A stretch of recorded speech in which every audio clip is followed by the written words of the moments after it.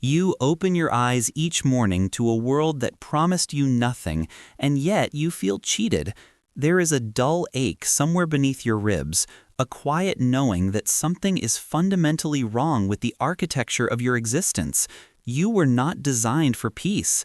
You were not built for contentment. Every neuron in your skull, every cell that keeps you breathing, every chemical flooding your bloodstream was sculpted by 4 billion years of relentless pressure to do one thing: survive long enough to pass on the blueprint of your suffering. And here you are, awake and aware, carrying the weight of a biological inheritance that never asked if you wanted it. The truth is simpler and more terrible than any philosophy could capture. You were built to suffer, and that suffering is not a bug in the system. It is the system itself. Let me take you back to the beginning, not of your life, but of the machinery that animates it. Evolution is not an artist. It is not a benevolent force guiding species toward happiness or fulfillment. It is a blind, grinding algorithm that rewards only one outcome: reproduction before death. Every ancestor you carry in your DNA survived long enough to create the next generation, and they did so not through joy, but through fear, through hunger, through the constant gnawing anxiety that kept them alert to predators in the dark. Natural selection carved your nervous system with a single brutal instruction: feel everything that threatens your survival, and feel it intensely. Pain evolved before pleasure because pain kept you alive. The creatures that felt contentment in the face of danger went extinct. The ones that felt dread, that felt the racing heart and the cold sweat, they survived. And you are their heir. You inherited a brain that scans for threat in every silence, that manufactures worry from thin air, that refuses to let you rest because rest, in the eyes of evolution, is indistinguishable from death. But here is where the tragedy deepens. Somewhere along the evolutionary timeline, something unprecedented happened. Consciousness emerged. The human brain folded in on itself, became recursive, self-aware. We gained the ability to think about thinking, to observe our own thoughts, to ask why we exist at all.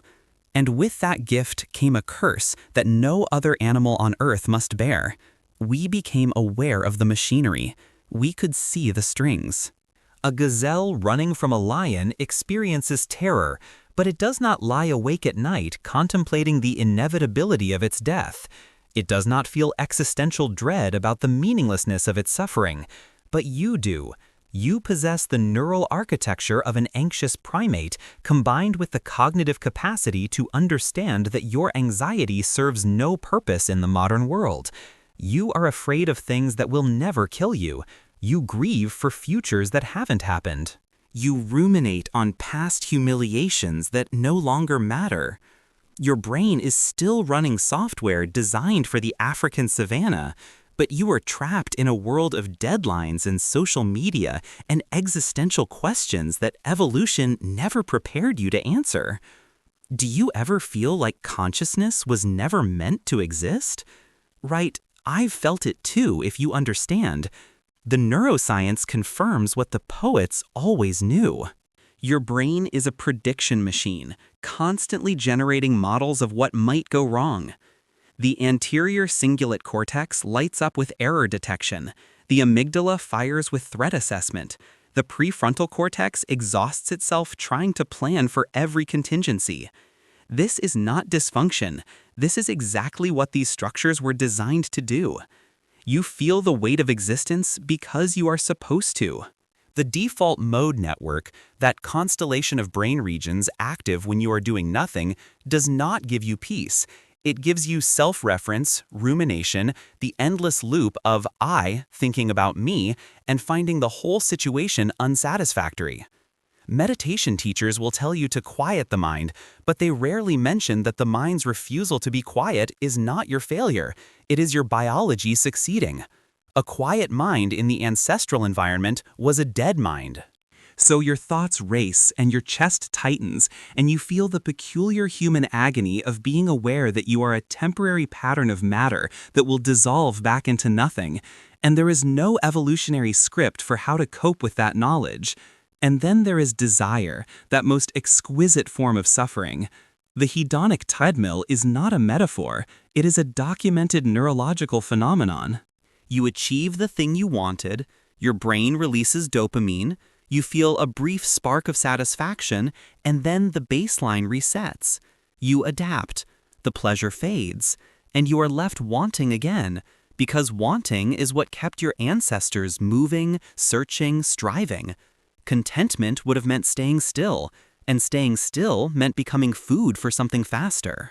So you chase promotions and relationships and experiences, and each one delivers diminishing returns, and you wonder why nothing is ever enough.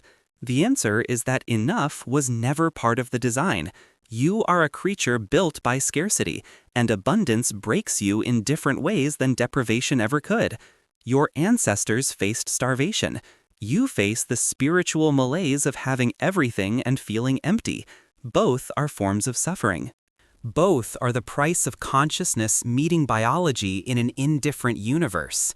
But here is the strange beauty hidden in the darkness. Once you see the machinery, once you understand that your suffering is not personal failure but biological inheritance, something shifts.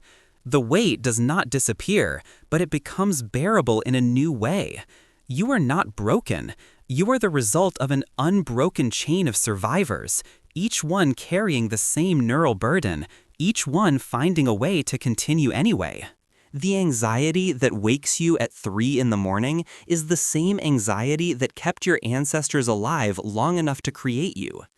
The sadness that colors your perception is the same sadness that gave humanity its greatest art, its most profound questions, its deepest empathy.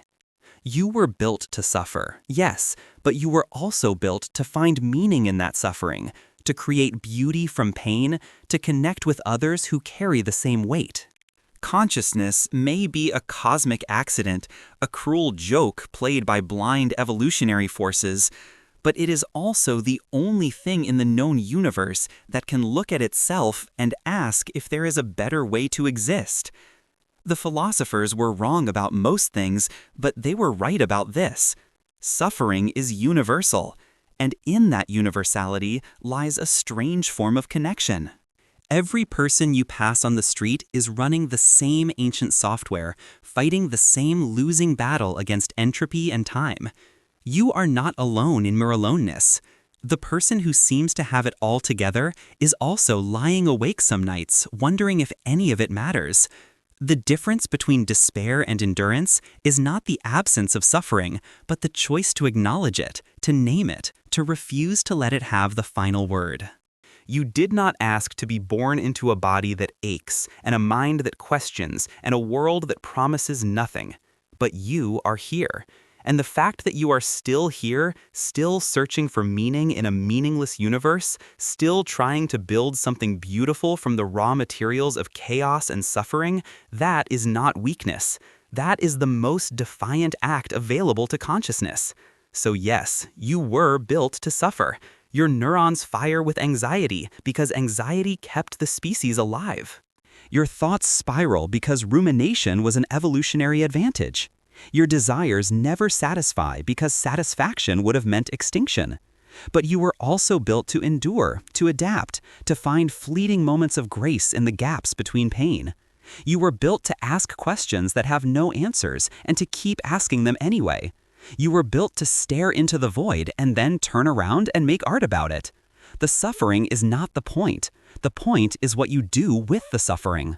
The point is that you are a temporary eddy of complexity in a universe rushing toward heat death, and for this brief moment, you get to feel and think and choose. That is both terrible and magnificent. That is the human condition.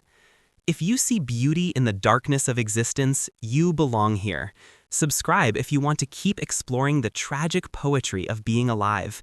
We are all just consciousness trying to make sense of itself, and there is something profound in doing that together.